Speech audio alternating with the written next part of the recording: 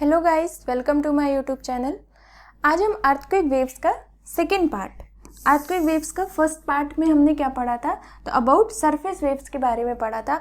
और आज ये सेकेंड पार्ट है अर्थक्वेक वेव्स का। आज हम बॉडी वेव्स के बारे में पढ़ेंगे। बॉडी वेव्स क्यों पढ़ेंगे? क्योंकि we want to know about the interior of the earth, तो हम बॉडी वेव्स पढ़ेंगे। एंड ये क्लास 11th की एनसीईआरटी में इंटीरियर ऑफ द अर्थ है, उसी में ये अर्थक्वेक वेव्स भी इंक्लूडेड है। और जो ये एनसीईआरटी क्लास 11th की, ये टीजीटी पीजीटी एग्जाम्स के लिए, जैसे एनवीएस हो गया, डीएसएसबी हो गया, केवीएस हो गया, वीपीएससी हो गया, तो उसमें एनसीईआरटी ही फॉलो करते हैं, तो उसके लिए बहुत ज़्यादा इंपॉर्टेंट है। और जैसे यूपीएससी में भी एनसीईआरटी बेसिक माना जाता है, तो उसके लिए भी ये टॉपिक बहुत ज़्यादा इंपॉर्टेंट हो जाता है। तो आज हम चलिए शुरू करते हैं about earthquake waves.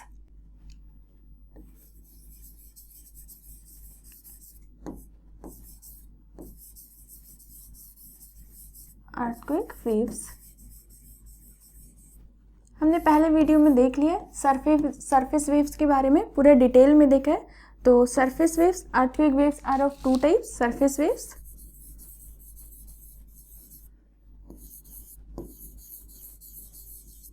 And body waves. आज हम इसमें पढ़ेंगे बॉडी वेव के बारे में। Body wave are of two types. कौन कौन सी? प्राइमरी वेव्स और पी वेव्स,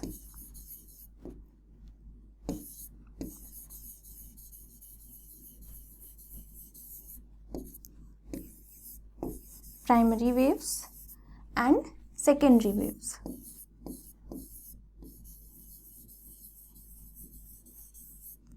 सेकेंडरी वेव्स आज हम पढ़ेंगे। प्राइमरी वेव्स क्या होती है, सेकेंडरी वेव्स क्या होती है, ठीक है।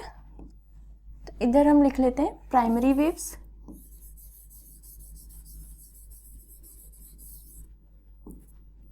Primary waves and secondary waves.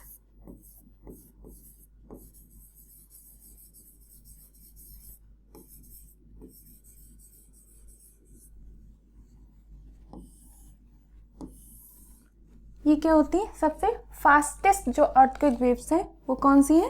Primary waves. And fastest surface waves कौन सी है? तो एल वेव्स और लव वेव्स। तो प्राइमरी वेव्स क्या है? Fastest earthquake waves, fastest earthquake waves. ये कैसी है?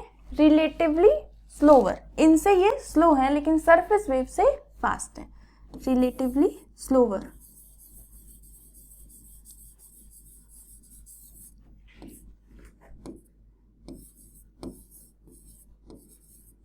Slower than P waves. किससे स्लो है? तो पी वेव से।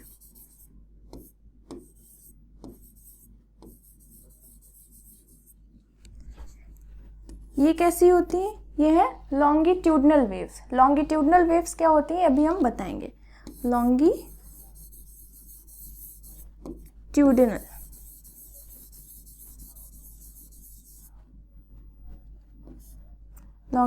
वेव्स। ये कैसी है? Transverse waves.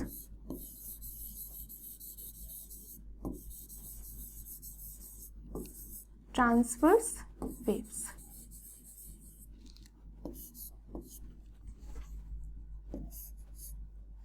चलिए पहले हम आपको लॉन्गिट्यूडनल वेव्स एक्सप्लेन कर देते हैं।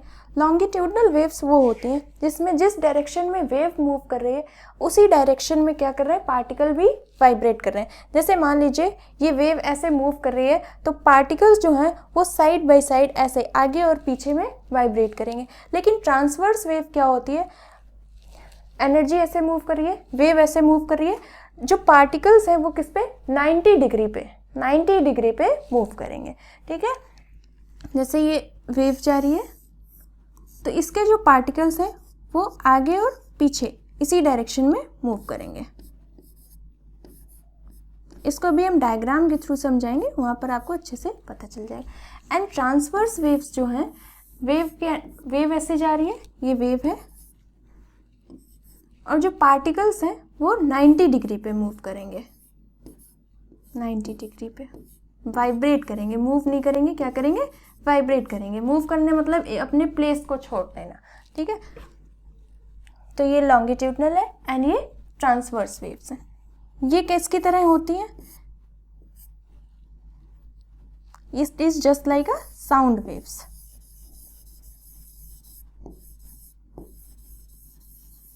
एंड ये वाटर वेव्स और लाइट वेव्स,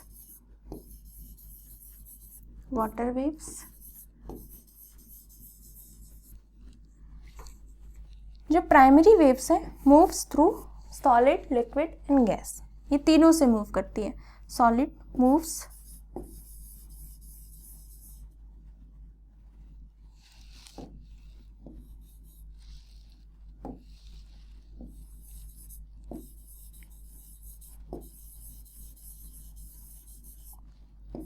solid,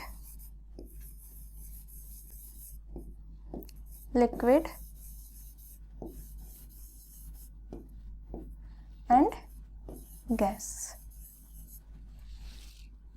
ये क्या करती है? solid, liquid and gas। तो गैस में तो ये मूव नहीं करती है। सॉलिड में क्या है? हाईएस्ट वेलोसिटी होती है, इनकी वेलोसिटी हाई होती है, हाईएस्ट वेलोसिटी।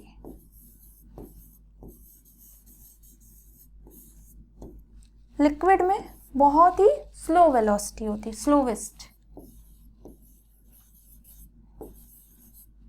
Slowest velocity. और गैस से ये मूव ही नहीं करती। और जो प्राइमरी वेव्स हैं इनकी स्पीड क्या करती है? सॉलिड में सबसे ज़्यादा होती है, लिक्विड में रिलेटिवली कम होती है एंड गैसेस में क्या हो जाती है? और ज़्यादा कम हो जाती है, ठीक है। ये मैंने एरो मार्क किया हुआ, सबसे ज़्यादा, फिर उससे कम, फिर उससे कम। देन अब हम इनको डायग्राम के थ्रू देख लेते हैं। ये P waves and S waves, इसके पार्टिकल्स कैसे मूव करते हैं? देखो पी वेव्स क्या है? वेव ये एनर्जी मूव कर रही है, तो इसके देखो पार्टिकल्स जो है कंप्रेस करेंगे, कहीं दूर कहीं पास, कहीं दूर कहीं पास, यही मोशन है पार्टिकल्स का। तो particles vibrate to the direction of the wind. तो कंप्रेशन, कहीं पे पास पास में पार्टिकल्स आ गए तो वहाँ पर कंप्रेशन हो जाएगा, कहीं दूर पार्टिकल्स चले गए तो वहाँ पर रेयरफ्रैक्शन हो जाएगा या एक्सपेंशन हो जाएगा, ठीक है। तो particles moves to the direction, particles vibrate to the direction of the wind. And S waves में क्या है? ये वेव जा रही है and particles moves to the 90 degree of the wave, 90 degree, ठीक है। पार्टिकल्स किधर मूव कर रहे हैं? 90 डिग्री पे मूव कर रहे हैं, इसीलिए क्रस्ट एंड ट्रफ ऐसे ये मूव करती है। ये हो गया क्रस्ट हो गया एंड ये वाला जो पार्ट हो गया ये ट्रफ हो गया। And the distance between two crest is known as wavelength और the distance between two trough is known as wavelength, ठीक है। तो आपको पी एंड एस वेव समझ में आया। अब हम देखते हैं कि पी एंड एस वेव हमारे अर्थ के बारे में कैसे पता चलता है। पी एंड एस वेव की स्टडी से हमें अर्थ के बारे में कैसे पता चलता है। तो ये हो गया वेव एंड ये हमने क्या ऑब्जर्व किया है, observation.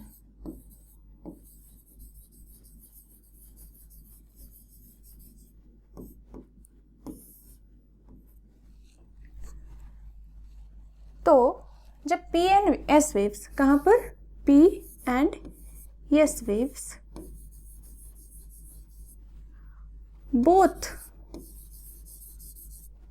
are very slow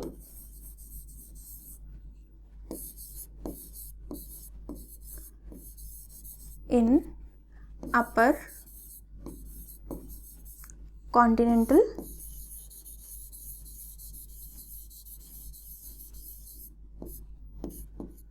crust। तो इससे हमें क्या पता चलता है? यहाँ पर एक पॉइंट है, ये इंपॉर्टेंट है। इनकी जो वेलोसिटी होती है पी एंड एस वेव्स की, तो velocity of the waves positively correlated. The velocity of the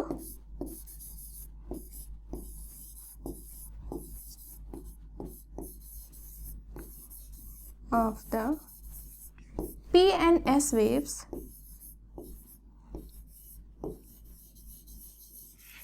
positively correlated.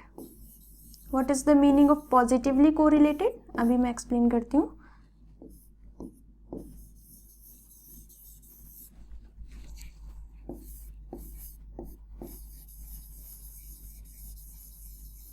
Positively correlated with what? Positively correlated with density.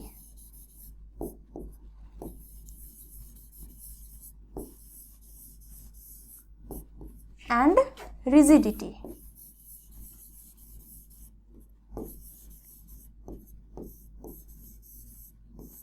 Density and rigidity. यहाँ पर मतलब है पॉजिटिवली कोरिलेटेड का कि ये किससे पॉजिटिवली कोरिलेटेड है. तो अगर डेंसिटी या रिजिडिटी बढ़ती है तो पी वेव्स और एस वेव्स की वेलोसिटी बढ़ जाती है. पॉजिटिवली कोरिलेटेड मतलब अगर एक बढ़ रहा है तो दूसरा भी बढ़ेगा, अगर एक कम हो रहा है तो दूसरा भी कम होगा. तो यहाँ पर अगर डेंसिटी बढ़ती है तो पी एंड एस वेव्स की स्पीड बढ़ती है, अगर डेंसिटी कम होती है तो पी एंड एस वेव्स की स्पीड भी कम हो जाती है. तो डेंसिटी एंड रिजिडिटी में क्या फ़र्क है? ठीक है, डेंसिटी एंड रिजिडिटी. जैसे मैं एग्जाम्पल के थ्रू समझाती हूँ. एक मर्क्यूरी तो आप लोग जानते होंगे, एंड एक ग्लास ले लो. तो मर्क्यूरी जो है वो डेंस है बट रिजिड नहीं है.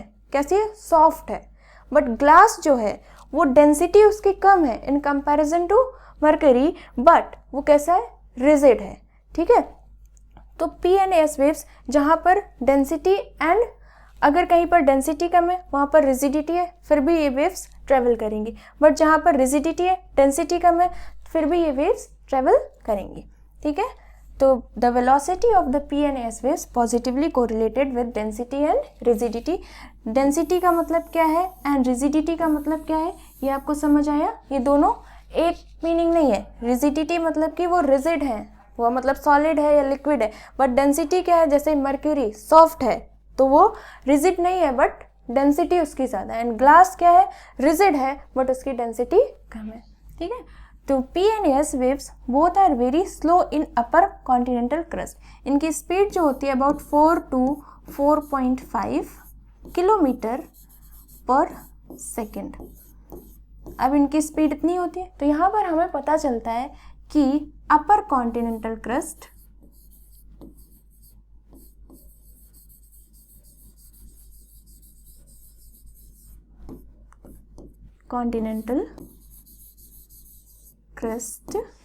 have low density. कितनी है कॉन्टिनेंटल क्रस्ट की डेंसिटी? तो ये आप हमारा इंटीरियर ऑफ द अर्थ देख सकते हैं, उसमें भी 2 पार्ट्स में हमने वीडियो को डिवाइड किया है, वो आप देख सकते हैं. तो उसमें आपको पूरा डिटेल में पता चल जाएगा. ठीक है. तो डेंसिटी, तो इसी वजह से इनकी वेव्स की स्पीड क्या है? स्लो है. And after 30 to 40 kilometre, 30 to 40 kilometre, P and S waves become faster. Speed कितनी हो जाती है? 6 to 6.5 किलोमीटर पर सेकेंड. ठीक है. तो अब ये इनकी स्पीड कैसे हमें पता चल रही है कि क्यों बढ़ रही है? तो यहाँ पर आफ्टर 30 to 40 किलोमीटर क्या मिलता है कॉन्टिनेंट में? तो डिसकॉन्टिन्यूटी मिलती है. कौन सी? Conrad discontinuity. Conrad discontinuity.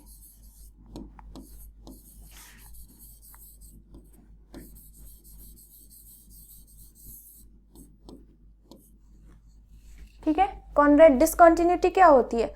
Rock को या लेयर को सेपरेट करती है on the basis of chemical composition, rigidity, density इसके बेसिस पे क्या करती है, सेपरेट करती है। तो हमें कैसे पता चलता है कहाँ पर कौन सी डिसकंटिन्यूटी है? तो हम जब अर्थक्वेक वेव्स की स्टडी करते हैं उसी के अकॉर्डिंग हमें पता चलता है। तो यहाँ पर अर्थक्वेक वेव्स की वेलोसिटी में चेंजेस आया तो हमें पता चला यहाँ पर कॉम्पोजिशन में कुछ चेंजेस हो रहा है, कुछ रॉक के कॉम्पोजिशन में क्या हो रहा है, चेंजेस हो रहा है। तो ये डिसकंटिन्यूटी कितनी डेप्थ पे मिलती है? तो अबाउट 30 to 40 किलोमीटर की डेप्थ पे ये डिसकंटिन्यूटी मिलती है। ठीक है, फिर उसके बाद after this and after Moho discontinuity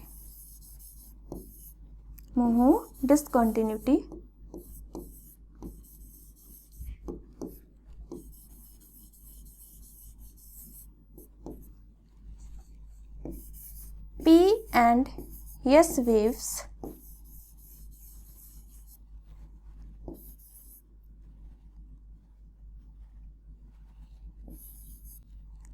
become very fast.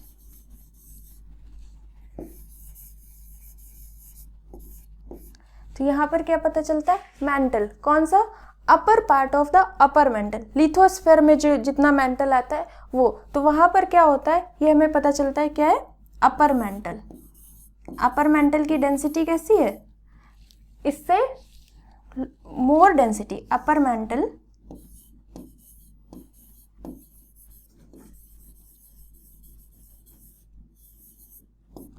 Have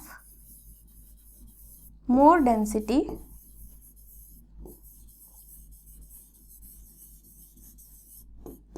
than continental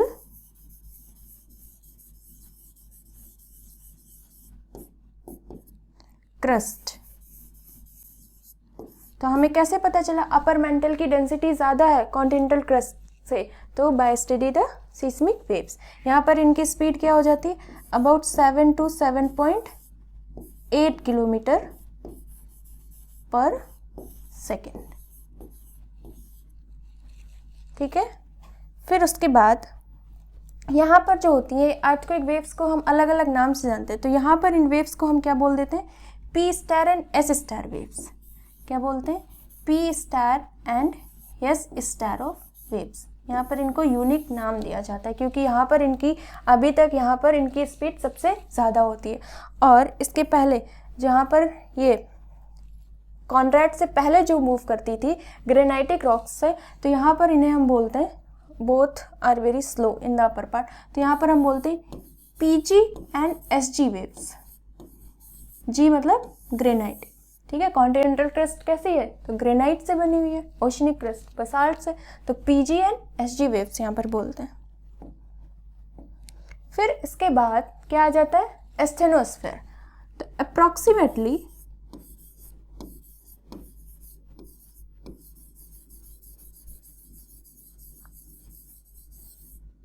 approximately 100 kilometer from the surface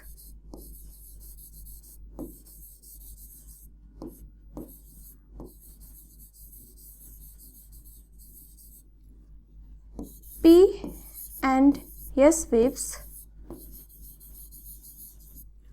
become very slow or falls in the velocity of the P or S waves। कितना fall हो जाता है, about 7 to 7.5 kilometre per second. अब यहाँ पर क्यों होता है, approx 100 kilometre from the surface. तो 100 किलोमीटर फ्रॉम द सरफेस क्या है, एस्थेनोस्फेयर है।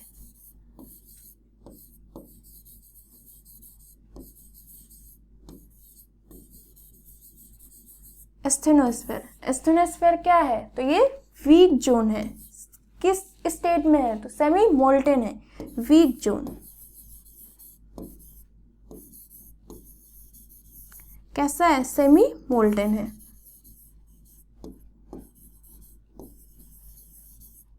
तो यहाँ पर डेंसिटी तो इसकी ज़्यादा है, पूरे मेंटल की डेंसिटी तो ज़्यादा है, लेकिन क्या है, रिजिडिटी नहीं है। किस स्टेट में, सेमी मोल्टन है। तो अभी हमने एक पॉइंट बताया था कि पॉजिटिवली कोरिलेटेड है किससे, डेंसिटी एंड रिजिडिटी से। तो यहाँ पर क्या है, rigidity plays an important role.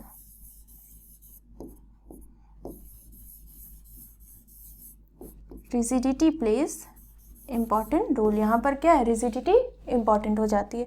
ठीक है, तो यहाँ पर हमें कैसे पता चलता है, तो अर्थ के वेव्स की स्पीड से पता चला कि ये कैसा जोन है, वीक जोन है, और यहाँ पर कि क्या है, तो सेमी मोल्टन स्टेट में।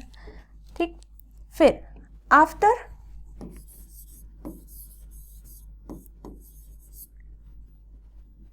थ्री 300 और 400 kilometre P and S waves become very fast.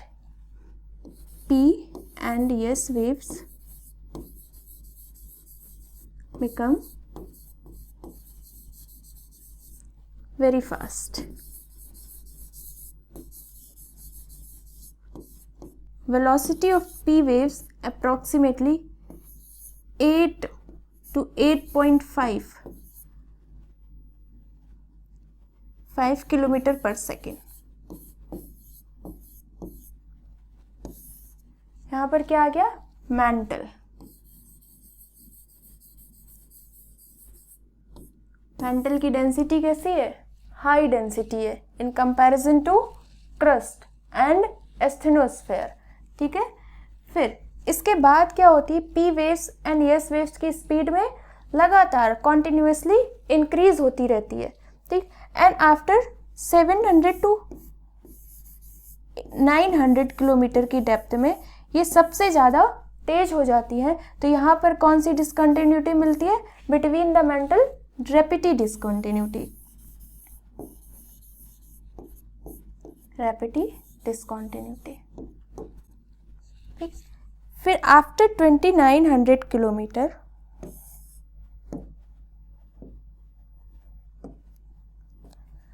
after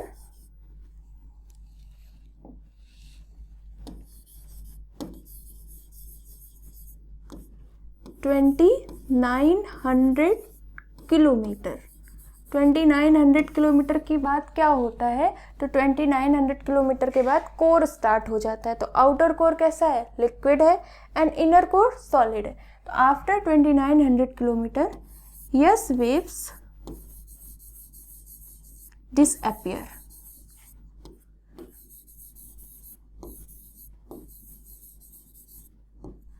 and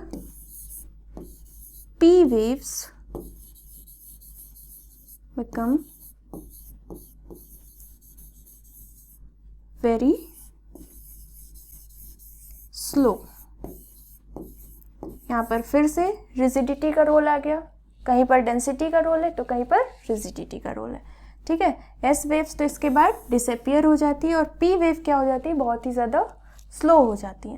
ठीक, तो आज हमारा ये टॉपिक कंप्लीट हुआ क्या, about the interior of the earth. तो आपको इससे पता चला होगा कि कहाँ पर उनकी वेलोसिटी में चेंजेस आ रहे हैं, कहाँ पर वेव्स में चेंजेस आ रहे हैं, तो वहीं पर अर्थ के इंटीरियर में भी चेंजेस आ रहे हैं, डिसकॉन्टिन्यूटीज़ में, कहाँ पर डेंसिटी ज़्यादा है, कहाँ पर रिजिडिटी ज़्यादा है। तो अर्थ के एक वेव से हमें इंटीरियर ऑफ द अर्थ के बारे में कैसे पता चला, वो हमने पूरा डिटेल में एक्सप्लेन किया है। अब हम नेक्स्ट वीडियो में देखेंगे शैडो जोन। जैसे यहाँ पर इसके बाद ये पूरी डिसअपियर हो जाती है और इनकी वेव क्या हो जाती है, बहुत स्लो हो जाती है। अब शैडो जोन कैसे फॉर्म होता है, क्या एंगल है, जैसे 103 एंगल तो बता दिया, किस बेसिस पे वो एंगल है, कहाँ से हम उस एंगल को मेज़र करते हैं। ठीक है, एंड यस वेव का तो चलो वहाँ से पास ही नहीं होती, लेकिन पी वेव तो सॉलिड, लिक्विड एंड गैस तीनों से पास होती हैं, तीनों से मूव करती है। तो फिर उनका शैडो जोन कैसे फॉर्म होता है वो हम नेक्स्ट वीडियो में देखेंगे। Thank you guys, please like, share and subscribe my YouTube channel. Thank you.